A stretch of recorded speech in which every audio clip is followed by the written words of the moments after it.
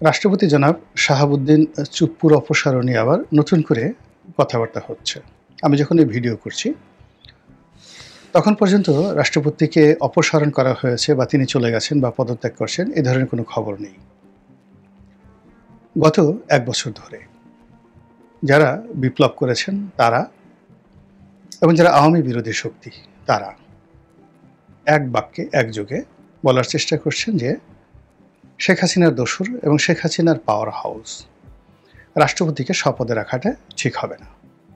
১ ২ নম্বরে তারা বলার চেষ্টা করছেন যে এই রাষ্ট্রপতির পদে থেকে তিনি যেভাবে ক্ষমতার ব্যালেন্স করছেন এবং যেভাবে আওয়ামী লীগের ফিরে আসার একটা পথ তিনি খোলা রেখেছেন, জরুরি অবস্থা জারি এবং সেনা শাসন ক্যান্টনমেন্টের একটা মেলাবন্ধন হিসেবে যেভাবে বঙ্গভবন কাজ করছে, এটা বিপ্লবের সমস্ত উদ্দেশ্য নস্যাৎ করে দিচ্ছে। কাজেই এই মুহূর্তে যদি বিপ্লবকে সফল করতে হয়, ডক্টর মোহাম্মদ ইউনূসকে স্বাধীনভাবে কাজ করার জন্য তাকে যদি ব্যাকবোন অর্থাৎ মেরুদণ্ড সোজা করতে হয়, তাহলে চুপ্পু সাহেবকে তাড়াতে হবে। আরও বলা হচ্ছে, বিশেষ করে ফরহাদ মাজাহার সাহেবদের মতো যারা লোকজন, সংবিধান ছুঁড়ে ফেলতে হবে এবং রাষ্ট্রপতি চুপ্পুর অধীন যে শপথ নেওয়া হয়েছে এবং সেই শপথে যেভাবে সংবিধানের কথা বা সুপ্রিম কোর্টের রেফারেন্সের কথা বলা হয়েছে সব ছুঁড়ে ফেলে দিতে হবে, নতুন করে শপথ নিতে হবে, বিপ্লবী সরকার ঘোষণা করতে হবে। এছাড়া এই সরকারের মুক্তি নেই এবং দেশের কোনো উন্নয়ন নেই। এ সকল পরস্পর বিরোধী কথাবার্তার কারণে আমরা প্রায় শুনতাম যে আজ চুপ্পু সাহেব চলে যাবেন, কাল ওটা হবে, পরশু দিন ওটা হবে। আবার কেউ কেউ হয়তো আওয়ামী লীগের ফিরে আসার, সেনা শাসন, জরুরি অবস্থা জারি হওয়ার নানা রকম গুজব বিভিন্ন সময় ছড়িয়েছেন।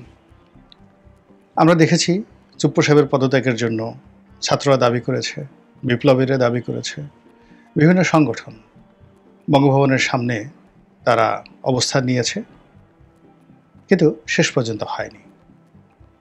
আমরা দেখেছি যে রাষ্ট্রপতির যে অপসারণ, এটা বিএনপি সমর্থন করেনি, ফলে ডক্টর মোহাম্মদ ইউনূস এবং তার যারা সরকার তারা এই দাবি থেকে পিছিয়ে আসতে তারা বাধ্য হয়েছে। আমরা দেখেছি যে রাষ্ট্রপতিকে রক্ষার জন্য সেনাপ্রধানের চেষ্টা ছিল।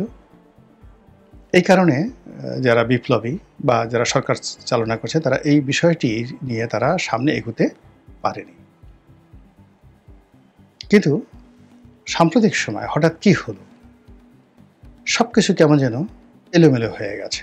যে ভাষা, যে শব্দ, যে কথা আমরা শুনছি রাজনৈতিক নেতৃবৃন্দের মুখ থেকে, এটা রীতিমতো আতঙ্কিত হওয়ার মতো।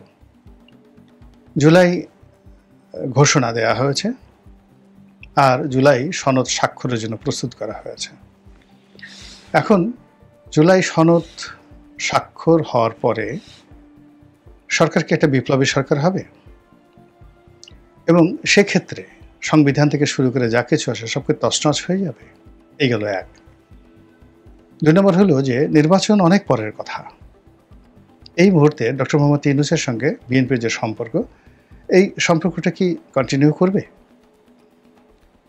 অথবা ক্যান্টনমেন্ট যেভাবে গণভবনের রক্ষার ব্যাপারে ভূমিকা রাখেনি, কিন্তু তারা যেভাবে বঙ্গভবন রক্ষার ব্যাপারে দৃঢ়তা দেখিয়েছে, ওটা কি শেষ পর্যন্ত থাকবে?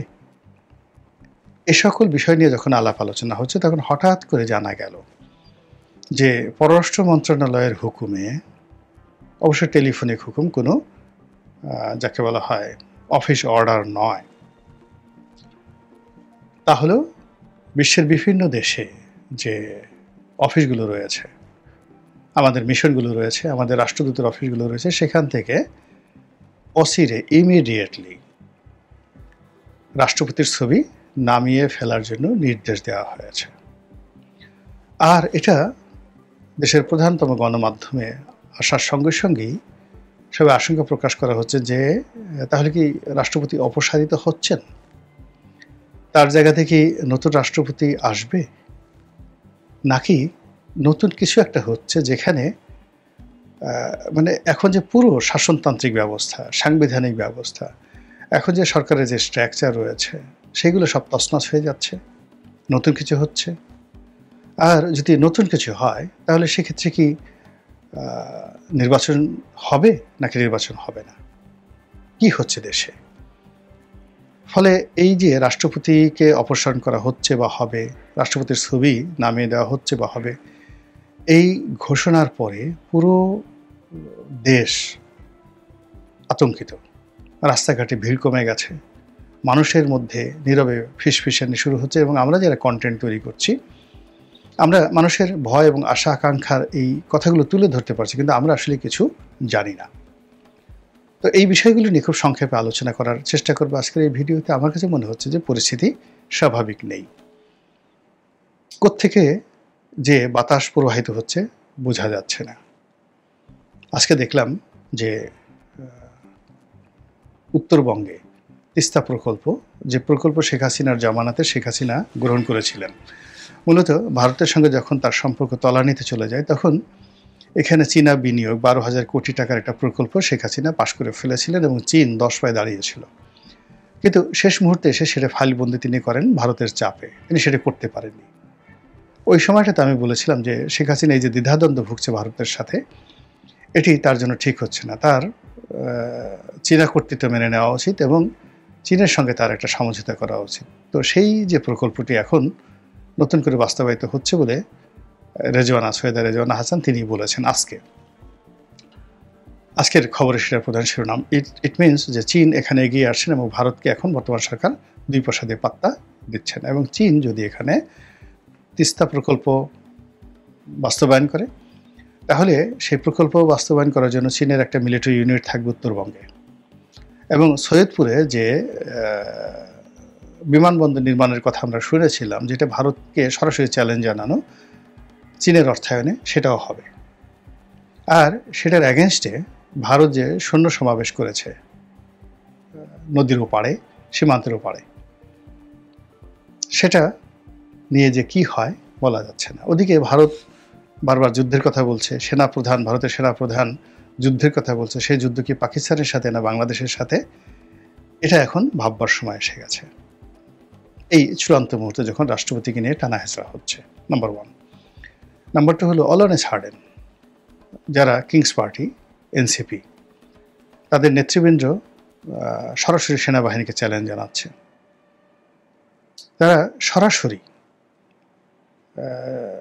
সেনাবাহিনীর যে একটি সেনাপ্রধানের নয়, যাকে বলা হয় এখানে ডিজিএফআই, যেটা সেনা গোয়েন্দা সংস্থা নয়, একটা প্রধানমন্ত্রীর একটা বিশেষ বা রাষ্ট্রপতির, যখন রাষ্ট্রপতি শাসিত সরকার থাকে বা যখন প্রধানমন্ত্রী শাসিত সরকার থাকে তখন 3 বাহিনী থেকে লোকজন এনে অনেকটা র্যাবের মতো করে একটা গোয়েন্দা সংস্থা, বাংলাদেশের ডিজিএফআই, পাকিস্তানের আইএসআই এর মতো। কিন্তু আইএসআই বা রয়ের মতো এরা না, এরা যত মাতব্বরি দেখায় বাংলাদেশে দেখায় এবং পুরো রাজনৈতিক অঙ্গন কলুষিত করা এবং রাজনীতিবিদদেরকে প্যাদানি দেওয়া, মিডিয়া নিয়ন্ত্রণ করা, প্রধানমন্ত্রী কান ভারী করা এবং একটার পর একটা প্যাচ লাগানো, এই কাজগুলো ডিজিএফআই সেই 80-র দশক থেকে করেছে। 86 সালে নির্বাচন ডিজিএফআই করেছে এবং ওই সময়টাতে আওয়ামী লীগরা আনা, আওয়ামী লীগের টাকা পয়সা দেওয়া, লেনদেন করা, সিল পিটানো থেকে শুরু করে যা কিছু সাজানো গোছানো নির্বাচন, 86 নির্বাচন ডিজিএফআই করেছে। আর 88 যে নির্বাচনটা একদম 100% ডিজিএফআই করেছে, এতে কোনো সন্দেহ নেই।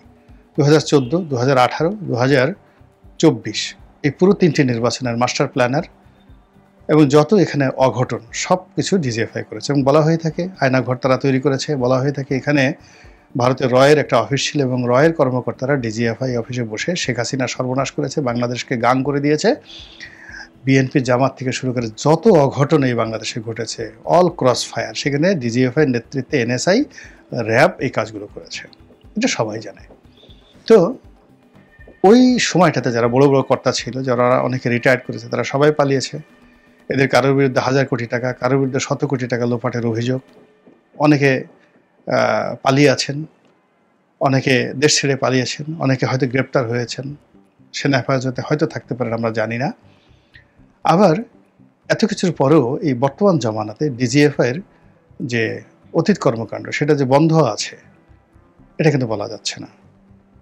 এনসিপির লোকজন সন্দেহ করছে যে ডিজিএফআইয়ের মধ্যে বিভিন্ন যে টিম রয়েছে সেই টিমগুলোর একটি অংশ হয়তো ডক্টর মোহাম্মদ ইউনূসকে বুদ্ধি দিচ্ছে, অপর অংশটি শেখ হাসিনাকে পুনর্বাসন করার চেষ্টা করছে, অপর অংশটি জামাতকে মদত দেওয়ার চেষ্টা করছে, এবং প্রায় সব অংশ তারা এনসিপিকে মানে যাকে বলা বিপথে নিচ্ছে, এনসিপির বিরুদ্ধে লেগেছে। এটাই এনসিপির নেতৃবৃন্দ মনে করছে। এই কারণে এনসিপি তাদের যে ভয়েস রয়েছে, তাদের শক্তি রয়েছে, তারা সর্বশক্তি এখন নিয়োগ করেছে ডিজিএফআইয়ের বিরুদ্ধে। তারা এই জাতীয় পার্টির নড়াচড়া, রিফাইন্ড আওয়ামী লীগকে রাজনীতিতে পুনর্বাসন করা, শেখ হাসিনাকে ফেরত আনা, এরপরে বিএনপিকে ক্ষমতায় আনা, তারেক রহমান সাহেবের সঙ্গে যোগাযোগ, ডক্টর মোহাম্মদ ইউনূসকে বুদ্ধি দিয়ে পরামর্শ দিয়ে তারেক রহমান সাহেবের কাছে পৌঁছে দেওয়া, এই সকল কর্মকাণ্ডের জন্য সবাই মনে করছে যে ডিজিএফআই দায়ী। এই জন্য ডিজিএফআইকে তারা মানে 10 হাতে তারা আক্রমণ করছে এনসিপি। এবং সেই আক্রমণের মধ্যে যে পোলারাইজেশন হতে পারে, অর্থাৎ ডিজিএফআই, বিএনপি, ক্যান্টনমেন্ট, প্রশাসন, সচিবালয়, সেক্রেটারিয়েট, তারা যদি এনসিপি এবং জামাতের বিরুদ্ধে একটি অবস্থান নেয়, ডক্টর মোহাম্মদ ইউনূসের বিরুদ্ধে যদি একটা অবস্থান নেয়, সেক্ষেত্রে পাওয়ার হাউস হিসেবে কাজ করবে যাকে বলা হয় এই বঙ্গভবন, রাষ্ট্রপতি শাহাবুদ্দিন চুপ্পু। তো কাজেই সেই পাওয়ার হাউসটিকে এই মুহূর্তে তারা রাখতে চাচ্ছে না। তারা এখন সর্বশক্তি নিয়ে এই পাওয়ার হাউসকে নির্মূল করার জন্য, সেখানে তাদের লোক প্রতিষ্ঠিত করার জন্য, বা নতুন একটা প্রকল্প, নতুন একটা স্বপ্ন, নতুন একটা সিস্টেম ইন্ট্রোডিউস করার জন্য তারা সর্বশক্তি নিয়োগ করছে। এবং এজন্য রাজপথ তারা গরম করে ফেলছে এভরিডে। এবং তার প্রেক্ষিতে পররাষ্ট্র মন্ত্রণালয় থেকে যে মিশনগুলোতে মেসেজ গিয়েছে, এটা এই বাংলায় কখনো হয়নি। স্টিল সে চেয়ারে আছে, রাষ্ট্রপতি স্টিল চেয়ার আছে। যতক্ষণ পর্যন্ত তাকে অপসারণ করা না হবে ততক্ষণ পর্যন্ত তার ছবি অফিসিয়ালি নামিয়ে ফেলা এটা রাষ্ট্রদ্রোহী তার কাজ। ফলে যারা হুকুম দিয়েছেন, যারা এই কর্ম করেছেন, তারা কিন্তু কোমরে গামছা বেঁধেই এই কাজ করেছেন যে এই চূড়ান্ত একটা যে কর্ম রাষ্ট্রপতিকে অপসারণ, এই ব্যাপারে তাদের চূড়ান্ত সিদ্ধান্ত নেওয়ার পরে তারা এই কাজ করতে সাহসী হয়েছেন, যে কাজটি গত 1 বছরে করা হয়নি। ফলে রাষ্ট্রপতিকে কেন্দ্র করে যে শক্তিটা রয়েছে দেশের ভিতরে এবং দেশের বাইরে, তারাও কি বসে থাকবে? তারা বসে থাকবে না। ফলে যেটা টক্কর, যেটা মুখোমুখি সংঘর্ষ, এবং যে একটা অনিশ্চয়তা দেখা দিয়েছে রাষ্ট্রপতিকে কেন্দ্র করে, তার সঙ্গে সঙ্গে এনসিপি, তার সঙ্গে সঙ্গে ডিজিএফআই, তার সঙ্গে সঙ্গে হাঁসের মাংস, তার সঙ্গে সঙ্গে ওয়েস্টিন, তার সঙ্গে সঙ্গে দুর্নীতি, তার সঙ্গে সঙ্গে এশরাক, তার সঙ্গে সঙ্গে বুলডোজার, তার সঙ্গে সঙ্গে 32 নম্বরে বিএনপির অতি তৎপরতা, এবং তার সঙ্গে সঙ্গে তারেক রহমান সাহেবকে বিভিন্নভাবে ট্যাগ দিয়ে 32 নম্বর ভাঙা এবং 32 নম্বর দখল, এই টোটাল কাজ তারেক রহমান সাহেবের হুকুমে হয়েছে, মদতে হয়েছে। এই ন্যারেটিভটা আগে যেখানে পিনাকিকে মনে করা হতো, অন্য ইউটিউবারদেরকে মনে করা হতো, আগে যেভাবে এনসিপিকে মনে করা হতো, সেই ট্যাগটা হঠাৎ করে যে বিএনপির দিকে ঠেলে দেওয়া হচ্ছে, এটার মধ্যে আপনি কি কোনো অর্শনীয় সংকেত দেখতে পাচ্ছেন? নাকি কোনো সুসংবাদ বা নতুন কোনো বিপ্লবের গন্ধ পাচ্ছেন? নাকি নতুন কোনো সূর্য, বিপ্লবী সূর্য দেখতে পাচ্ছেন?